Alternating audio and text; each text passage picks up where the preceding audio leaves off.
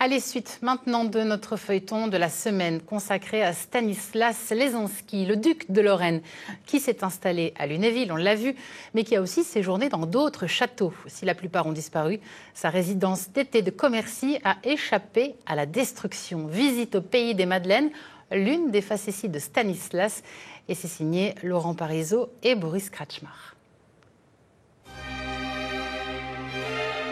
C'est un bâtiment dédié aux plaisirs royaux. Le château de Commercy était destiné à accueillir les invités du duc de Lorraine venus profiter de son domaine de chasse meusien. Contrainte de quitter Lunéville à l'arrivée au pouvoir de Stanislas, la veuve de son prédécesseur y réside jusqu'à son décès le 23 décembre 1744. Quelques mois plus tard, Stanislas en devient propriétaire et ordonne la construction de 2 bâtiments abritant des cuisines et des écuries. Stanislas il va faire appel à son architecte Emmanuel Héré, qui est l'architecte de la place Stanislas à Nancy, pour réaliser les écuries. C'est pour ça qu'on voit une certaine similarité entre nos écuries et la place Stanislas de Nancy. En fait, sous les propriétaires précédents, la sculpture du château n'avait jamais été réalisée, alors qu'ici on a un ensemble sculpté assez remarquable avec ces lignes horizontales qui traversent le rez-de-chaussée, ce qu'on appelle du bossage. Également, chaque fenêtre qui est inscrite à l'intérieur d'une arcade, ce qu'on appelle les fenêtres à la Lescaut. À l'époque, il y avait des terrasses plates qui aujourd'hui ont disparu. Tout ce qui reste, ce sont ces balustrades avec ces pots à feu. Donc, ce sont ces vases avec des flammes qui sortent, des trophées militaires pour rappeler le rôle militaire du prince, avec des canons, des boulets de canon, une cuirasse et des casques. Chaque été, Stanislas passe plusieurs semaines à Commercy, qui devient sa résidence secondaire favorite.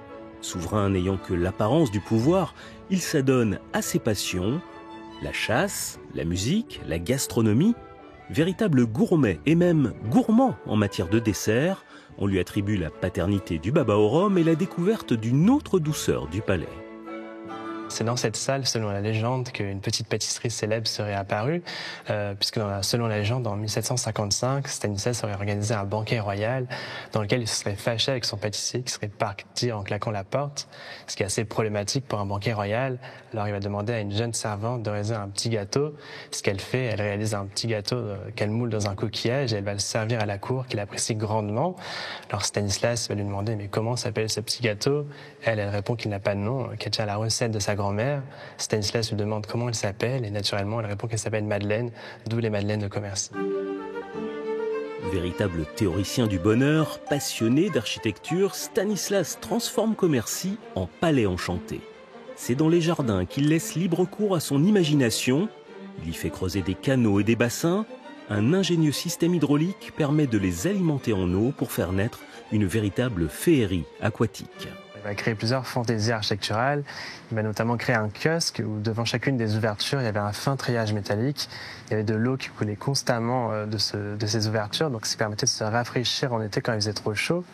Il va également créer une grotte artificielle qui est entièrement couverte de rochers et de coquillages, qu'on appelle la grotte de Cerbère, puisqu'en son centre, il y a une statue de Cerbère, qui est dans la mythologie grecque le gardien des enfers, et chacune de ses têtes crachait de l'eau.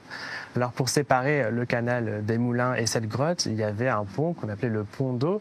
Alors encore une fois, il était recouvert de colonnes de part et d'autre, qui avaient ce fin treillage métallique, donc il y avait de l'eau qui coulait constamment de ces colonnes.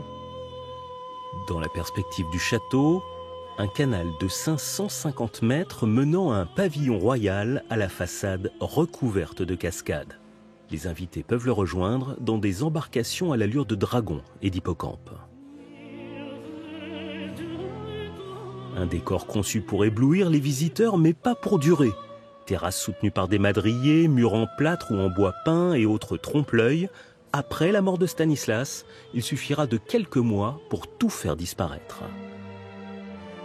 Restent ces gravures extraites du recueil des plans d'Emmanuel Héré, ouvrage publié en 1752 et 1753 et considéré comme l'un des plus beaux livres d'architecture du XVIIIe siècle.